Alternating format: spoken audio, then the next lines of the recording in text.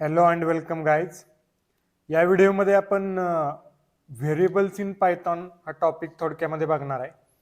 तर त्यामध्ये व्हेरिएबल म्हणजे नक्की काय, पहिल्यांदा टायटल लिहितो इथं टेक्स्टमध्ये. Variable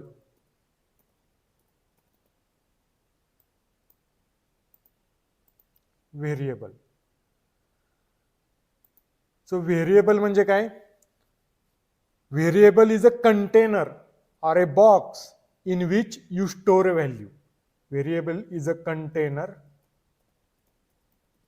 or a box in which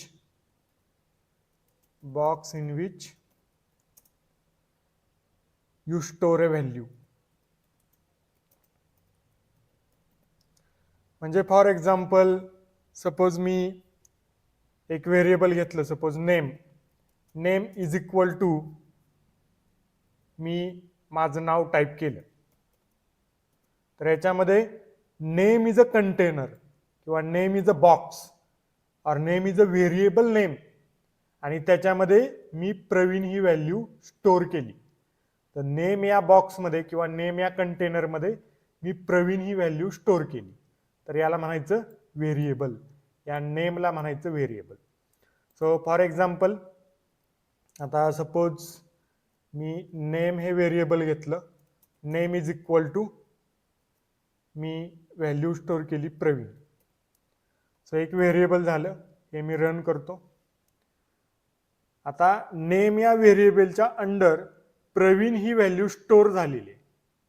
okay, name या व्हेरिएबलच्या अंडर प्रवीण अशी व्हॅल्यू स्टोअर झालेली आहे. आता मी ही जी स्टोअर केलेली व्हॅल्यू आहे व्हेरिएबलच्या अंडर, ती मी प्रोग्राममध्ये या फाईलमध्ये मी कुठंही कोणत्याही क्षणी यूज करू शकतो. म्हणजे मी अजून 1-2-3 कोड्स लिहितो आणि त्याच्यानंतर मी ते व्हेरिएबलच्या ज्या व्हॅल्यू आहेत त्या घेण्याचा प्रयत्न करतो. सपोज मी एज असं एक व्हेरिएबल घेतलं, त्याच्यामध्ये 32 असं स्टोअर केलं. हे पण रन करतो मी. म्हणजे एज नावाचं एक व्हेरिएबल आहे, त्याच्यामध्ये 32 अशी व्हॅल्यू स्टोअर झाली. त्यानंतर मी अजून एक व्हेरिएबल घेतो, सपोज कॉलेज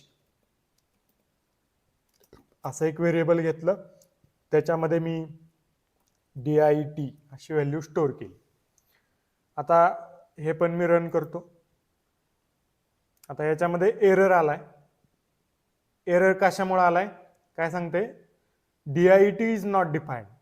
आता मी याला कोणताही सिंगल किंवा डबल इन्व्हर्टेड कॉमा घेतलेला नाहीत, कारण ते लेटर्स आहेत. लेटर म्हणजे स्ट्रिंग डेटा टाईप आहे. आपण डेटा टाईप काय असतं ते पुढच्या टॉपिकमध्ये बघणार आहे. पण जर स्ट्रिंग किंवा लेटर्स असतील तर त्याला सिंगल और डबल इन्व्हर्टेड कॉमा देणं कंपल्सरी आहे पायथनमध्ये. तसंच जर नंबर्स असतील तर त्याला सिंगल किंवा डबल इन्व्हर्टेड कॉमा देण्याची गरज नसते. सो आता बघा, कॉलेज या व्हेरिएबलमध्ये DIT ही व्हॅल्यू स्टोअर झाली. आता मी नेम जे व्हेरिएबल मी नेम घेतलेला आहे त्याच्यामध्ये ही व्हॅल्यू स्टोअर केलेली आहे. ती व्हॅल्यू मला प्रोग्राममध्ये खाली कुठेही जरी मी नेम टाईप केलं तर मिळते का ते बघूया. सो प्रिंट सपोज मी व्हेरिएबल घेतलं नेम. आता मी इथं N कॅपिटल घेतो, काय होतंय बघूया. सो N कॅपिटल घेतलं, काय आलं? एरर आला. नेम इज नॉट डिफाईन असं म्हणते. म्हणजे याचा अर्थ काय? तर व्हेरिएबलचं नेम आहे ते केस सेन्सिटिव्ह आहे. केस सेन्सिटिव्ह म्हणजे जसं स्पेलिंग आपण वर लिहिलं असेल तसंच स्पेलिंग सगळीकडं वापरणं गरजेचं आहे. केस सेन्सिटिव्ह आहे म्हणजे जे लेटर कॅपिटल आहे ते लेटर कॅपिटलच वापरलं पाहिजे, जे लेटर स्मॉल आहे ते लेटर स्मॉलच वापरलं पाहिजे. तर आता परत मी नेम जसं आपण वापरलं होतं वर तसं टाकतो, प्रिंट नेम. आता आउटपुटमध्ये जी आपण व्हॅल्यू स्टोअर केलेली आहे, प्रवीण व्हॅल्यू स्टोअर केली होती मी, ती व्हॅल्यू इथं आली. आता एज आपण कसं घेतलंय बघा, ए कॅपिटल घेतलंय GE.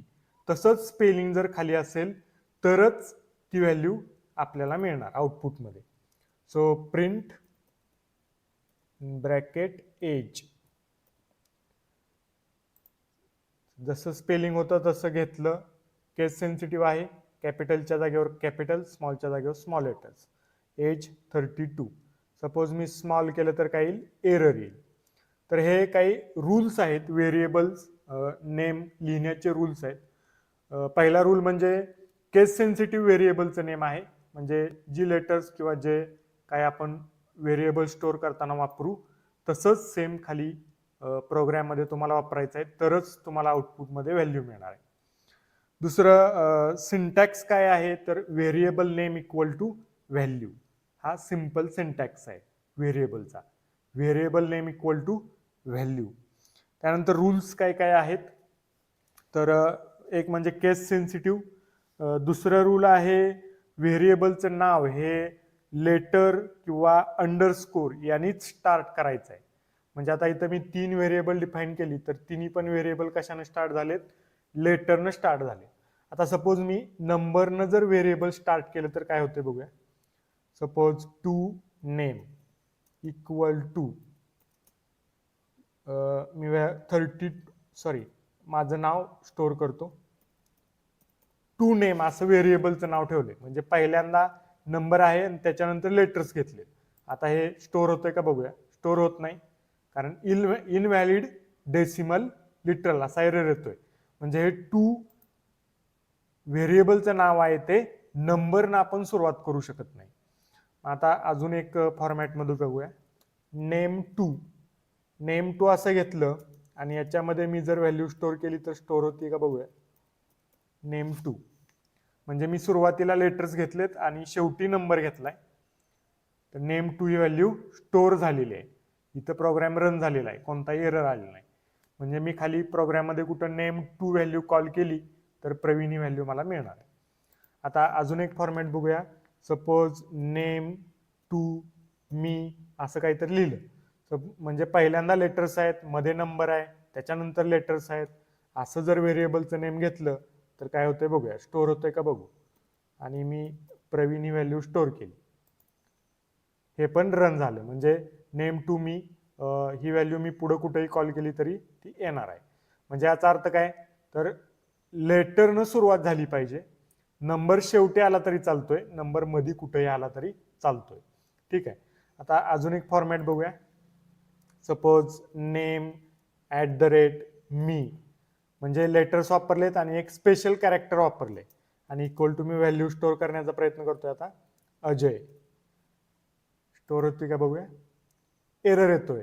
म्हणजे काय, स्पेशल कॅरेक्टर आपण व्हेरिएबलच्या नेम मध्ये यूज करू शकत नाही. कोणते स्पेशल कॅरेक्टर्स आहेत, डॅश आहे किंवा हॅश आहे, स्टार आहे, प्लस आहे, मायनस आहे. कुठलंही स्पेशल कॅरेक्टर तुम्ही व्हेरिएबलच्या नेम मध्ये यूज करू शकत नाही. अपॉस्ट्रॉफी असेल, डॉलर असेल, पर्सेंट असेल, अँड असेल, कोणतंही तुम्ही यूज करून बघा. कोणतंही यूज केलं तर तुम्ही ते यूज करू शकत नाही, अशा प्रकारचा एरर त्या ठिकाणी येणार आहे. आता अजून एक यूज करून बघतो मी. Name and age equal to suppose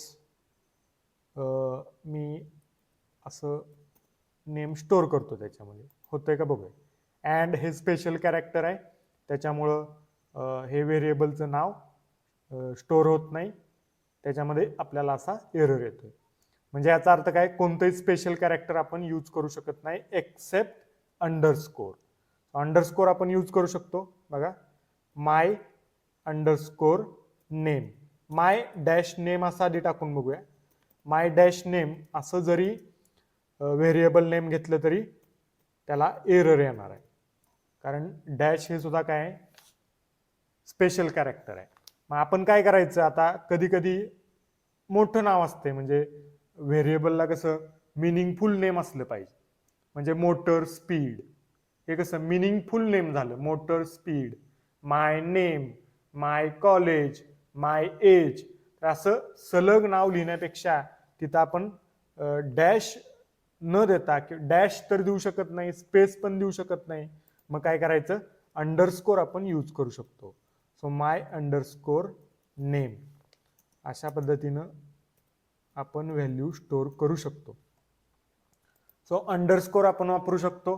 underscore असा मध्ये पण वापरू शकतो, अंडरस्कोर एंडला वापरू शकतो, अंडरस्कोर सुरुवातीला सुद्धा वापरू शकतो. अंडरस्कोर एंडला वापरला मी माय आणि नेम स्टोअर करण्याचा प्रयत्न करतो मी. बघा रन झालं, याचा अर्थ काय, स्टोअर झाली व्हॅल्यू. अजून मी अंडरस्कोर सुरुवातीला पण वापरून बघतो, age underscore age equal to 32, हे रन झालं. ओके, अंडरस्कोर आपण कुठेही वापरू शकतो. हे व्हेरिएबल लिहिण्याचे नियम लक्षात ठेवा, केस सेन्सिटिव्ह आहे.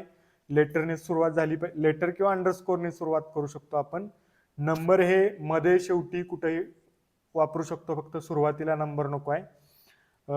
पुढचा रूल म्हणजे कोणतंही स्पेशल कॅरेक्टर आपण यूज करू शकत नाही. हे सगळे रूल्स आहेत. आणि मिनिंगफुल नेम पाहिजे, म्हणजे motor speed, motor underscore speed, अशा पद्धतीनं मिनिंगफुल नेम पाहिजे व्हेरिएबलचं. ते मोटर स्पीड म्हणजे प्रोग्राममध्ये कुठेही आपण मोटर स्पीड लिहायचं असेल तर ते लिहू शकतो, किंवा मोटर स्पीड 1 म्हणजे पहिल्या मोटरचं स्पीड, असं पण व्हेरिएबल नेम चालते. तर रोबोटिक्समध्ये बघितलं तर 4 मोटर असतात, किंवा किती मोटर असू शकतात. तर motor speed 1, motor speed 2, motor speed 3, म्हणजे याच्यावरनं लगेच आपल्याला समजते कोणत्या मोटरचं हे स्पीड आहे. असे मिनिंगफुल नेम्स व्हेरिएबलला असले पाहिजे. तर हे काही व्हेरिएबलचे रूल्स आहेत. नेक्स्ट टॉपिकमध्ये भेटूया, data types, basic data types. Thank you.